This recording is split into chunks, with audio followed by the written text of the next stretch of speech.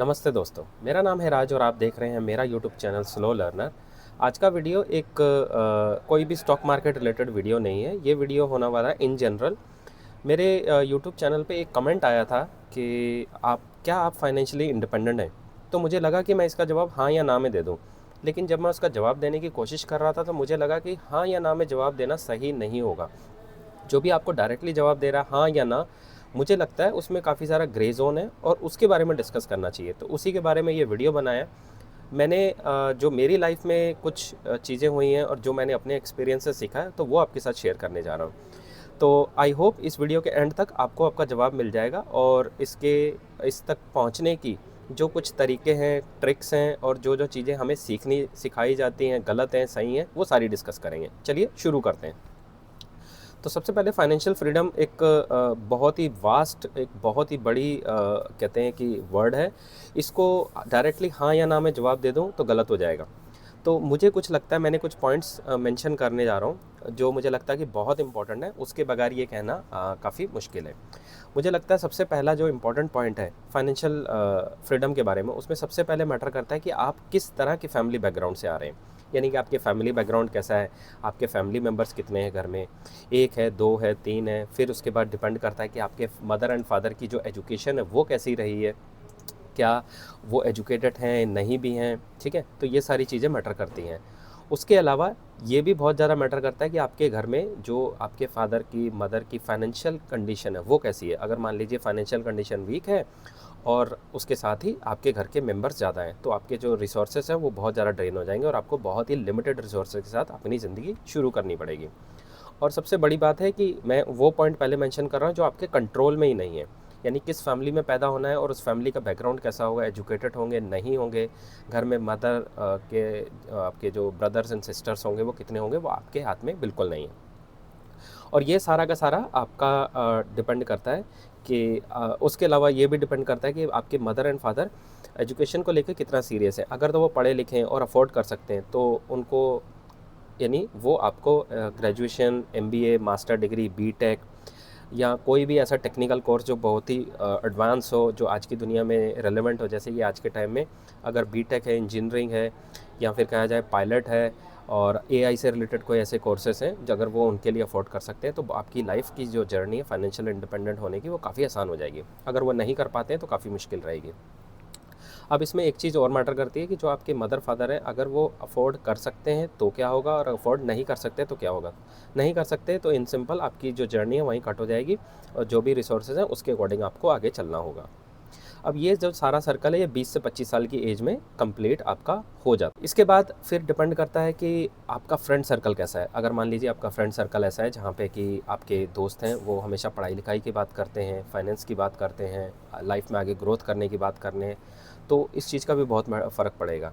और अगर मान लीजिए आपके दोस्त ऐसे हैं जो जिनको खाना है, पीना है, घूमना है, मस्ती करना है, लड़ाई झगड़ा करना है, थोड़े राउडी टाइप वाले हैं, तो उसका भी आपके ऊपर बहुत फ़र्क पड़ेगा। मैं आपको पूरा इकोसिस्टम समझाने की कोशिश कर रहा हूँ कि फाइनेंशियल इंडिपेंडेंट होने के पीछे कितनी सारी चीज़ें, कितने सारे वेरिएबल मूविंग पार्ट्स हैं जो आपके फाइनेंशियल इंडिपेंडेंट होने के बीच में रोड़ा भी बन सकते हैं, यानी कि प्रॉब्लम बन सकते हैं, और एक ब्रिज भी बन सकते हैं जिससे कि आप पार करके वहाँ तक पहुँच जाए।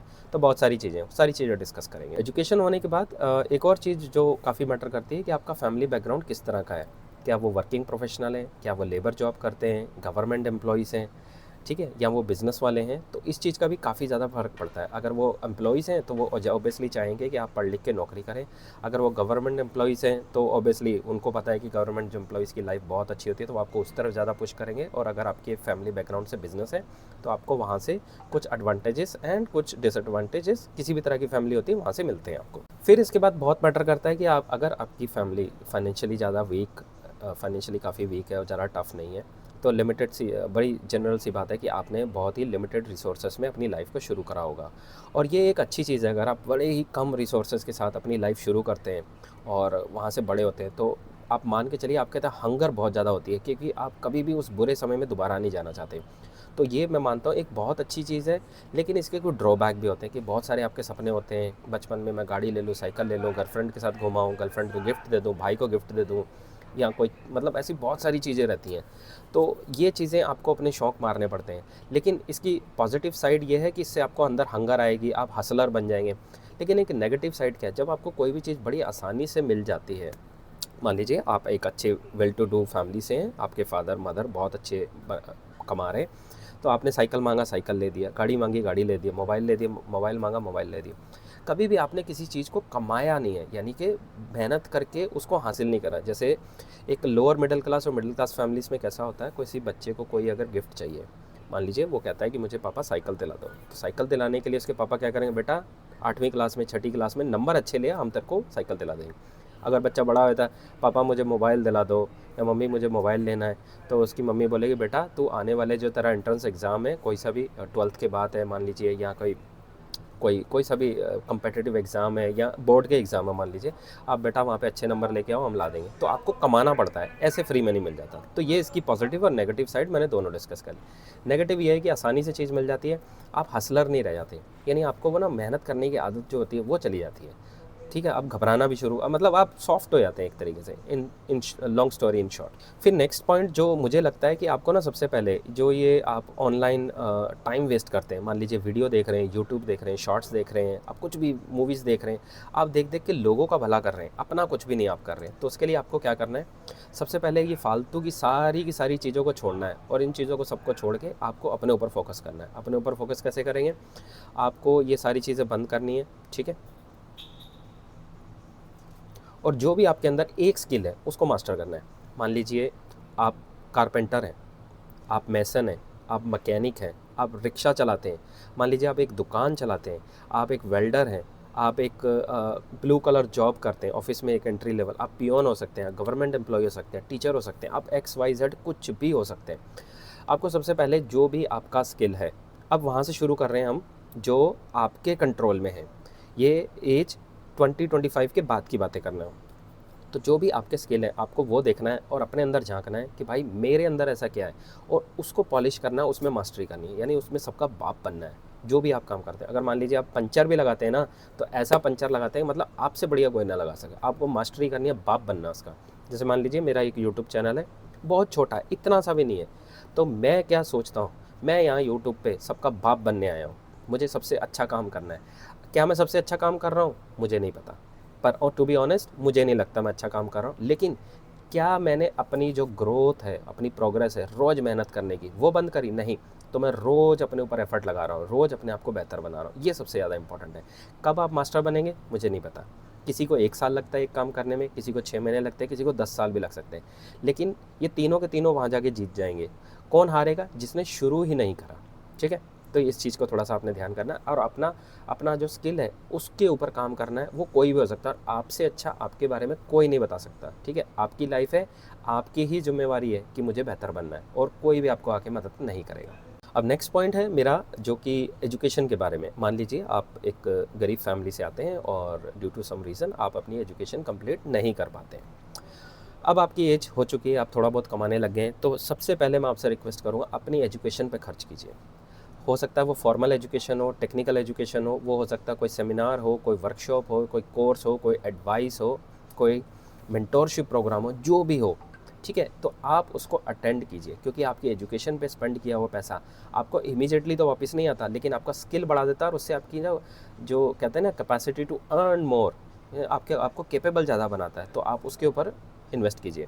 मैं अपना एग्जांपल यहाँ पे दे सकता हूँ। 2003 में मैं अपनी education due to some family financial reason कहूँगा, फाइनेंशियल रीज़न थोड़ी मेरी नालायकी थी, इस वजह से मैंने अपने एजुकेशन छोड़ दी, मैं उसके साथ काम करने लगा। लेकिन 2019 में कोविड के टाइम में मुझे एहसास हुआ कि नहीं, अब मुझे अपनी एजुकेशन दोबारा कंप्लीट करनी चाहिए। तो मैंने क्या करा, मैंने अपनी ग्रेजुएशन कंप्लीट करी, मैंने अपना MBA भी साथ में कंप्लीट करा। ठीक है, उससे क्या हुआ, अब मैं ये सोचना थोड़ा सा आ गया, अब मेरा दिमाग पहले से बेहतर चलता है। तो ये बड़ा फ़ायदा होता है जब आप एजुकेशन के टच में दोबारा से आ जाते हैं। तो आपको सबसे पहले अपनी जो अगर आपकी एजुकेशन रह गई है उसको दोबारा कंटिन्यू करना चाहिए। जैसे ही आप उसको करेंगे, आप देखेंगे आपके ना बहुत सारे थॉट प्रोसेस, आपका फ्रेंड सर्कल चेंज हो जाएगा, आपको नए आइडियाज़ आने लग जाएंगे। तो एजुकेशन बहुत इंपॉर्टेंट है। मैं ये नहीं कह रहा कि इंडिया का एजुकेशन बहुत अच्छा है, बहुत बुरा है, नहीं, वो एक अलग टॉपिक है। मुझे लगता है कि बेसिक लेवल की एक बेसिक लेवल की जो फॉर्मल एजुकेशन है एटलीस्ट वो तो आपको कंप्लीट करनी ही चाहिए।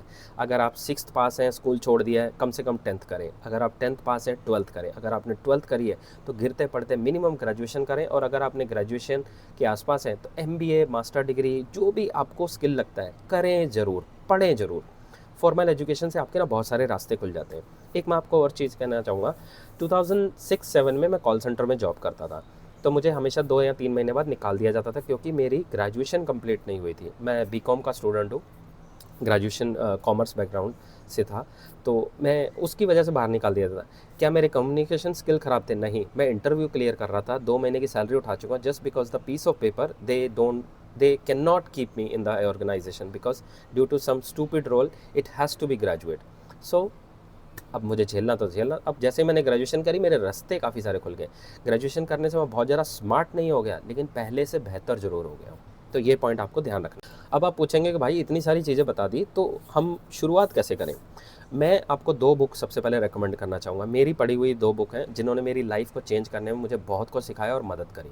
सबसे पहली बुक है एटॉमिक। सबसे पहले मेरी बड़ी फेवरेट बुक है, मैं आपको उसके बारे में बताता हूँ। पहले मेरी जो सबसे फेवरेट बुक है, सबसे पहले मैं आपको 2 बुक्स के बारे में बताता हूँ जो कि आपको बहुत लाइफ में मदद करेंगी, सिखाएंगी और लाइफ में कैसे अचीव करना है। मेरी बड़ी फेवरेट है दोनों की दोनों बुक। पहली बुक है एटॉमिक हैबिट। आपको ये मस्ट रीड कम बुक है। आप कुछ ज़िंदगी में करें ना करें, एटॉमिक हैबिट आपको ज़रूर पढ़नी चाहिए। बुक देख के घबराना मत, इतनी मोटी है, लेकिन आई कैन गारंटी यू अगर आप ये बुक एक बार पढ़ना शुरू करेंगे तो बुक ख़त्म करने से पहले आप रुक नहीं पाएंगे। बुक तो इंग्लिश में है, तो इंग्लिश मान लीजिए आपको इम्प्रूव करनी ही पड़ेगी आज की दुनिया में। एटलीस्ट इतनी तो करनी पड़ेगी कि आप बुक पढ़ के सीख सकें, क्योंकि आप कोई सी भी पढ़ाई लिखाई करें, ऑफिस के इंटरव्यू के लिए जाएं, जॉब जाएं, एजुकेशन जाएं, हर जगह इंग्लिश ही है। और इवन आप अपने लिए नहीं अगर पढ़ सकते तो अपने बच्चों के लिए कम से कम पढ़ो, क्योंकि जो सजाएं आपको आपके माँ बाप की वजह से मिली। जैसे कि आपके माँ बाप कम पढ़े लिखे थे, एजुकेशन नहीं थी, पैसा कम था, अवेयरनेस नहीं थी, तो वही सज़ा आप अपने बच्चों को भी दे रहे हैं क्योंकि आप अपने ऊपर मेहनत नहीं कर रहे हैं। देखिए, आप किनके घर में पैदा हुए आपके हाथ में नहीं था, लेकिन आपके बच्चे आपके घर में पैदा हो रहे हैं, ये भी आपके हाथ में नहीं है। लेकिन अपने माँ बाप से आप बेहतर बन के अपने बच्चों के बढ़िया माँ बाप बन के दिखाइए। आई होप मेरा पॉइंट क्लियर आ रहा है। और दूसरी मस्ट रीड बुक है साइकोलॉजी ऑफ मनी। ये बुक भाई इतनी बढ़िया बुक है, आपको पढ़नी चाहिए। ये बुक मतलब भगवान ने जैसे लिखी हो पैसे के। ये बुक पढ़ते ही आपकी साइकोलॉजी, आपकी सोच चेंज होनी जाएगी। पैसा कैसे बन सकता है, स्टॉक मार्केट के बारे में बिल्कुल नहीं है ये बुक। बहुत ही प्यारी सी बुक है, सिंपल लैंग्वेज में सिखाया गया है पैसा कैसे बन सकता है, पैसे के नियम क्या हैं उसके बारे में बताया गया है कि पैसा जब भी आप कोई चीज़ खरीदते हैं आपको एक चीज़ सिखाता है, एसेट क्या है और लाइबिलिटी क्या है। यानी कि एक चीज़ कौन सी खरीदने से फ़ायदा होगा और कौन सी चीज़ खरीदने से नुकसान होता है। बड़े सिंपल वर्ड में आपका ये हमेशा के लिए डाउट क्लियर कर दिया गया है। तो मस्ट रीड ये 2 बुक्स हैं। नेक्स्ट पॉइंट, अब जब हम शुरू कर ही चुके हैं फाइनेंशियल इंडिपेंडेंस की तरफ, तो इसके रास्ते में एक और पड़ाव आता है, फास्ट फूड। आपको सबसे पहले लाइफ में फ़ास्ट फूड खाना छोड़ना होगा। फ़ास्ट फूड खाना छोड़ना होगा इसका मतलब ये नहीं है कि आप कभी ना खाएं। मेरा इतना सा आपसे रिक्वेस्ट है कि अगर आप दिन में 1 बार, 2 बार, हफ्ते में 5 बार, 6 बार कंज्यूम करते हैं, आपको लिमिट करना होगा। यानी कि हफ्ते में 6 दिन आपको हेल्दी फूड खाना होगा और 1 दिन आप फास्ट फूड अपने आप को अलाउ कर सकते हैं खाना। फास्ट फूड हो गया, स्वीट्स हो गई, उसके अलावा फ्राइड फूड हो गया, ये सारी चीज़ें आपको बंद करनी होगी। आपको न्यूट्रिशन पे फोकस करना होगा, तभी आप में एनर्जी आएगी पूरा 24 घंटे में मैक्सिमम आउटपुट दे के मैक्सिमम काम करने के लिए। अदरवाइज़ आप हमेशा ऐसे गिरे रहेंगे, डल रहेंगे, कभी तंबाकू खाएंगे, कभी सिगरेट पिएंगे, कभी आप ड्रिंक अल्कोहल लेंगे और साथ में जाके फिर ये फ्राइड फूड खाएंगे, एनर्जी नहीं रह जाएगी। और आपने गौर करना, आपके आसपास की मार्केट में सुबह निकलना, आज मेरा वीडियो देख रहे कल निकलना, और देखना कितने आप है ना 1 किलोमीटर पैदल जाना और देखना कितनी दुकानें फ़ास्ट फूड की हैं लेफ़्ट राइट में, और काउंट करना। और आते हुए फिर देखना उसमें से कितनी शॉप्स में से जो हेल्दी फूड वाली हैं। आप हैरान हो जाओगे, अगर आपको 100 शॉप मिलती हैं उसमें से 4 शॉप मुश्किल से होंगी जो हेल्दी फूड खिलाती होंगी। Healthy food in the sense कि हेल्दी फूड के नाम पे हेल्दी फूड भी नहीं खिलाती होंगी। समझ रहे हैं आप? जैसे कि मैं बोलूँ चिकन बड़ा हेल्दी है, लेकिन चिकन बनाने की जो रेसिपी है वो उसको मक्खन तेल ये लगा के ओवर कुक करके कचरा कर दी। Healthy food in the sense कि आप सुबह उठे, आपने ओट्स खाए, दलिया, दूध पिया, दही खाया, रोटी खाई, रोटी कौन सी, होल ग्रेन वाली, और बॉइल्ड वेजिटेबल ली, बॉइल्ड एग लिए आपने, ठीक है, आप प्रोटीन ले रहे हैं। यहाँ पे एक हेल्दी फ्रूट, सीजनेबल फ्रूट जो फूड होता है कोई सा भी, जैसे सेब, केला, आम, कुछ भी ऐसा फूड ले रहे हैं, आप एक्सरसाइज कर रहे हैं, ये हेल्दी फूड होता है। फिर इसमें आप और डेप्थ में अगर जाना चाहते हैं तो वो एक अलग टॉपिक हो जाएगा न्यूट्रिशन के ऊपर। तो आपको अपना हेल्दी फूड, अपना जो डाइट है उसको मेंटेन करना है। दिन में 2 बार खाना है या 3 बार खाना है, ये अपनी रिक्वायरमेंट के हिसाब से देखिए। आप मोटे हैं तो आपको अलग फूड चाहिए, आप पतले हैं, बिल्कुल स्किनी है, गेन करना है तो अलग, और आपको अगर फिजिक मेंटेन करनी है तो अलग फूड। तो ये बहुत ही वास्ट टॉपिक है, मैं जस्ट हल्का सा डिस्कस करना चाहता हूँ कि आपको हेल्दी फूड की तरफ स्विच होना पड़ेगा अगर आप चाहते हैं कि आपकी energy through out the day highest level पे रहे। ठीक है, तो प्रोटीन वाला आपको खाना खाना है। फिर मेरा नेक्स्ट पॉइंट है कि जो मुझे लगता है आपको ना सबसे पहले अपनी इनकम बढ़ाने की तरफ आपको ध्यान देना होगा। अगर आपकी एज 20-22 साल की है और आप काम पे जाते हैं तो आप है ना, चाहे 30 के हो, 35 के हो, जितने के भी हो, आपको सबसे ज़्यादा फोकस करना है अपनी इनकम बढ़ाने का।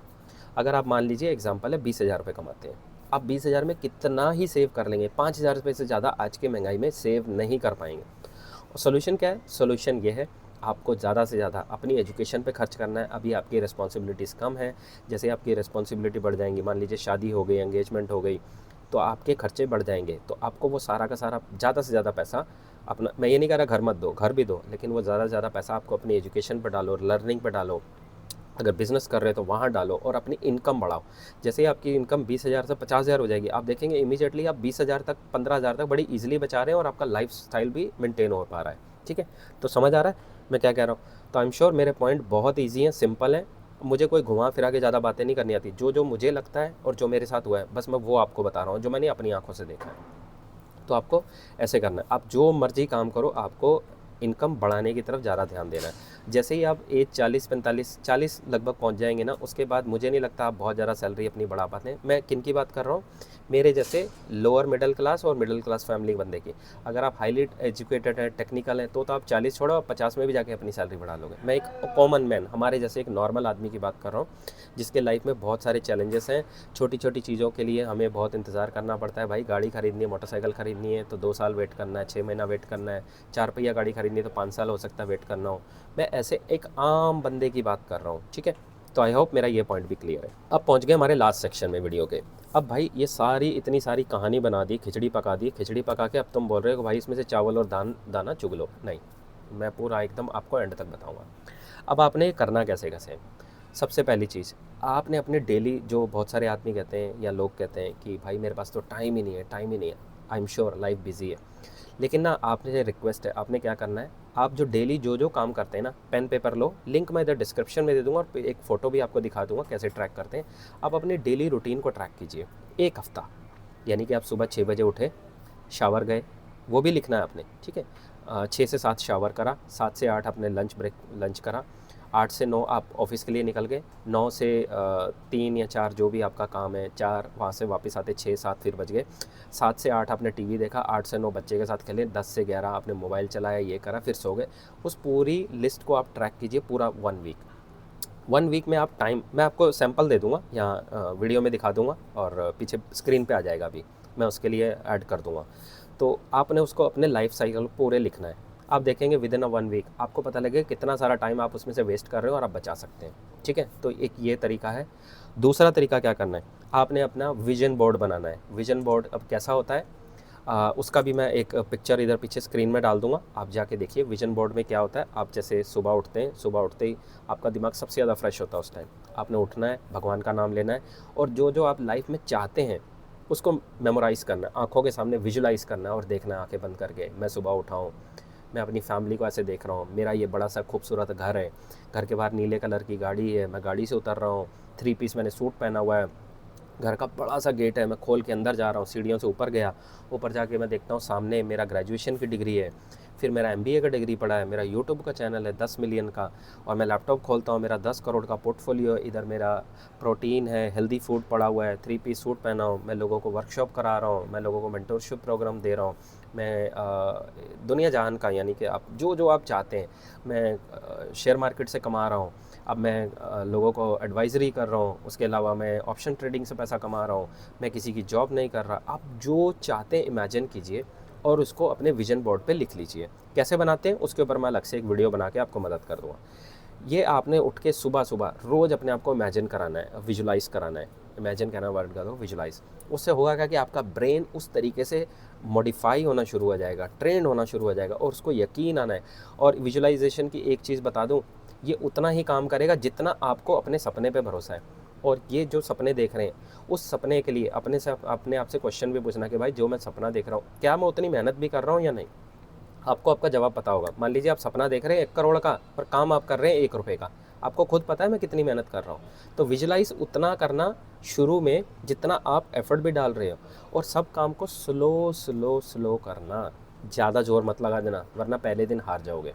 ठीक है, तो विजन बोर्ड हो गया, डेली ट्रैकिंग होगी 24 आवर्स की, और उसके अलावा आपने कौन कौन से पूरे वीक में काम करने हैं। वैसे तो मैंने डेली चेकलिस्ट बनाई हुई है कि भाई इतने बजे मुझे खाना है, इतने बजे एक्सरसाइज करनी है, इतने बजे पढ़ना है, इतने बजे मोबाइल चलाना है, इतने बजे फैमिली का टाइम है, और इतने बजे मुझे ऑफिस का काम करना है या स्टडी करनी है, बुक्स पढ़नी है, जो भी मुझे अपने आप को एजुकेट करना है।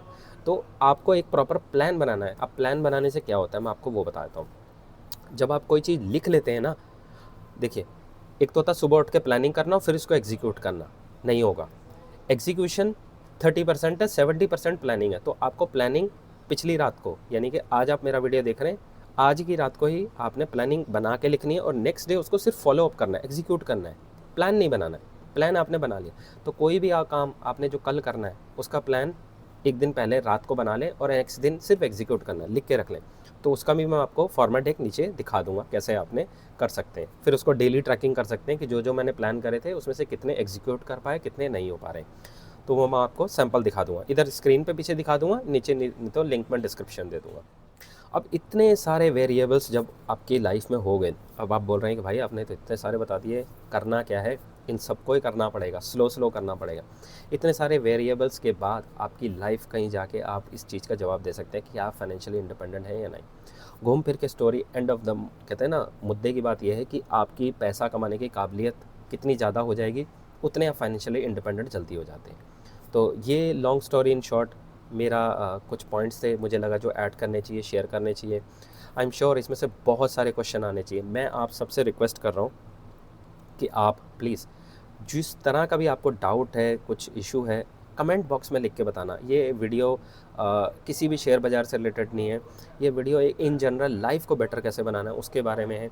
मैंने अपनी लाइफ का जो भी मेरी लर्निंग रही है, मैंने वो सारा कुछ इस वीडियो में डालने की कोशिश करी है और बहुत दिल से बना रहा हूँ। प्लीज़ आप लाइक नहीं करना मत करो, शेयर नहीं करना मत करो, कमेंट ज़रूर कर देना प्लीज़ कि आपको कहाँ इशू आ रहा है। मैं आपको मदद करूँगा कि इन सब पॉइंट को कैसे कैसे करा जाता है, और जो भी मेरा एक्सपीरियंस है मैं आपको उसमें पूरा हेल्प आउट करूँगा। तो ये सारा का सारी कहानी थी फाइनेंशियली इंडिपेंडेंट तक पहुँच, फाइनेंशियली इंडिपेंडेंट होने तक की। अब आपको समझ आ रहा होगा कि इसका डायरेक्टली जवाब इंडिपेंडेंट हूँ हाँ या ना में जवाब देना ना बिल्कुल गलत हो जाएगा। तो आई होप मैं अपना पॉइंट आपके साथ क्लियर कर पा रहा हूँ। तो मुझे अब आपसे क्या चाहिए, मुझे चाहिए आपसे लाइक जैसा कि मैंने पहले मना करा था, लेकिन चैनल की ग्रोथ के लिए तो करना पड़ेगा ना भाई। प्लीज़ आप इस वीडियो को जाके लाइक शेयर सब्सक्राइब कर देना। आपका ऐसा करने से मुझे बहुत मोटिवेशन मिलता है। और ऐसे और भी इंटरेस्टिंग टॉपिक या इस टॉपिक इस वीडियो के अंदर जितने टॉपिक हमने डिस्कस करें, इन्हीं से रिलेटेड और वीडियो चाहिए तो मैं उसके ऊपर बना कर लाता रहूँगा धीरे धीरे। आप कमेंट बॉक्स में मेंशन करना कि इसमें आपको कौन सा टॉपिक पे ज़्यादा जानकारी चाहिए या कौन सा टॉपिक के बारे में आपकी लाइफ में बहुत ज़्यादा इम्पैक्ट है और बहुत ज़्यादा आपको ज़रूरत पड़ती है। तो उसके मेरे ऊपर मैं फिर वीडियो बना कर लाऊँगा। अगर इस वीडियो ने आपकी लाइफ में कुछ वैल्यू ऐड करा है और आपको ये मेरा काम अच्छा लगा, प्लीज़ आप जाके वीडियो को लाइक शेयर सब्सक्राइब कर देना। आपका ऐसा करने से मुझे बहुत मोटिवेशन मिलता है और मुझे तो बहुत मज़ा आता है जब आप कमेंट करते हैं, लाइक करते हैं, मुझे बड़ा मज़ा आता है और मेरी पावर तो ऐसे बढ़ जाती है, मेरा दिल करता है और वीडियो बना दूँ। फिर थोड़ा सोचता हूँ नहीं अननेसेसरी वीडियो ना बन जाए जिसका कोई ज़रूरत भी नहीं है। ठीक है, तो ये था आज का वीडियो। मिलते हैं अगली वीडियो में, तब तक के लिए सीखते रहिए, खुश रहिए, इन्वेस्ट करते रहिए। Thank you.